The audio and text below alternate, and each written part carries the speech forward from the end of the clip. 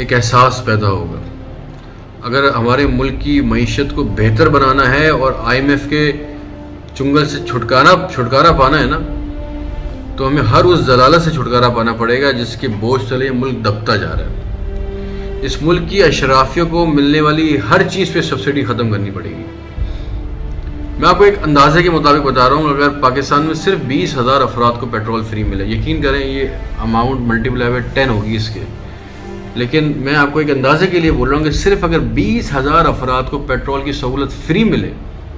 اور ایک بندہ، ایک افسر مہینے کے 400 لیٹر پیٹرول استعمال کرتا ہو،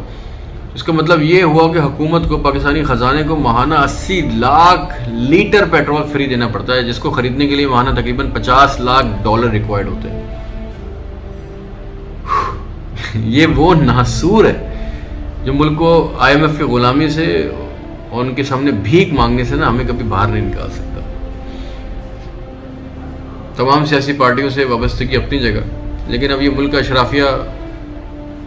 ان کی مراد اور ان کو ملنے والی تمام چیزوں پہ سبسڈی بند کرنی پڑے گی.